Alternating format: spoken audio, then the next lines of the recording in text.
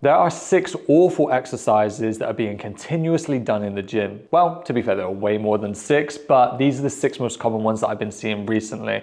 So what I want to do in this video is make you aware of them so you can do your best to avoid them and therefore ensure that you get the best results possible. And if you're thinking, who am I to say these exercises are awful? I've been training women for over 12 years now and helping them get the best physical shape that they can possibly get into and avoid as many injuries as possible. So these are the things that I've learned in that time, and yeah, I've probably fallen victim to some of these exercises in the past, and it's through that trial and error now that I'm here to share with you that don't do them, avoid them, and I promise you'll get an amazing result. So yeah, let's dive into them.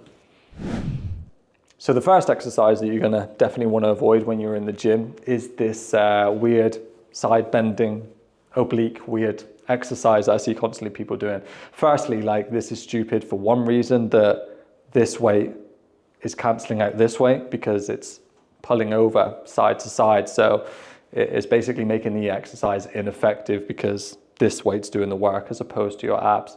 So if you are going to do this bad exercise, at least do it while you're crunching from one side back and down. But again, most women are doing this exercise because they want a snatched waist and to tighten up their stomach. But when we think about the way that we're doing this exercise, like, what you're really trying to do is work your obliques. Your obliques don't run up, down, side to side in this position. They kind of like move in a rotational exercise. So if you're a woman looking to tighten up your waist and work your obliques, then switching the exercises to some form of rotation is going to be so much better for you. Not this exercise right here. The next exercise is definitely an influencer favorite, and that is doing this kneeling squat. Usually it's performed on the Smith machine, but we don't have a Smith machine here, so I'm gonna have to show you on the barbell. But there's this myth going around that this is great for your glutes, and you see a lot of people recommending it as a booty building workout. But the thing is, we're not really working your glutes much in this exercise. The reason being is, as you see, as I come down here, I'm putting a massive bend through my knee. If I'm putting a big bend through my knee, what I'm actually doing is working the quads more and stretching them. My glutes, you can see there's not much of a bend in my hip at all, so therefore I'm not actually training them that much. So if I'm thinking about doing this, as you can see, I'm just hitting my quads a lot, and it's not going to be very effective for anything else. And there's a notion that, like, if you squeeze your bum at the top, this is going to make it more glutes, but there's no tension from here to here, right? Like, the bar is pushing me down this way. It's not pushing against my hips in this forward movement. So again, it's not going to be targeting my glutes much. So if you're looking to do this for your glutes, don't. If you're looking to do it for your quads, don't. There's so many different better exercises that you could be doing. Okay, lucky contestant number 3 for exercises you want to avoid.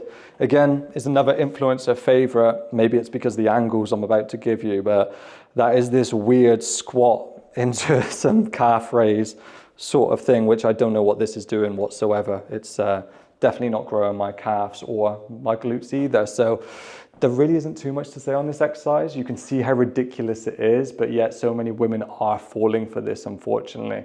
This isn't going to be anything that's going to be great for toning up your calves because you're trying to do 2 different exercises at once. You're not actually loading the calves very well. And also, like, if you're doing squats with a kettlebell in that position, you're probably not training hard enough because it's not going to be a heavy enough weight. If you think about how much weight you can deadlift off the floor, you can lift a pretty big barbell off the floor. That kettlebell doesn't weigh anywhere near that. So again, it's probably not going to be enough to stimulate what you want out of it. So again, put it in the bin, avoid it.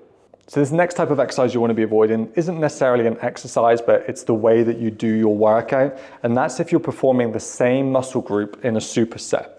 So let's say you was targeting your back and you wanted to do one exercise like this, like some rows, and then straight after that, you tried going straight into something like a lat pull down or jumping up into doing some chin-ups like so. This is going to be a really bad way to be training because you're already pre-fatiguing your muscle group there. Then you're trying to do another exercise for the same muscles. So you're not going to be able to put all your effort into that second exercise. This goes for everything. If you go a glute exercise into a glute exercise, quads into quads, anything like that, you've already like really wiped out and tired and fatigued your quads or whatever it is in that first exercise. So why would you then go straight into another exercise doing the same thing? You're just gonna have a negative return on it. So make sure that you keep them separate and you just allow them to recover so you can get the most out of each exercise.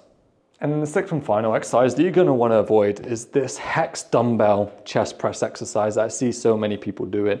Now, this exercise is going to be pretty poor for building your chest because what you're doing is trying to push your elbows in together and push up at the same time, which is going to significantly reduce the amount of weight that you can lift. And the reason is because you're trying to push in and up at the same time. So yeah, you can feel the exercise really work in your chest, but if I sit here and tense my chest as hard as I can now, I can also feel that, but we equally know that isn't going to be building my chest, right? It's just sitting here tensing.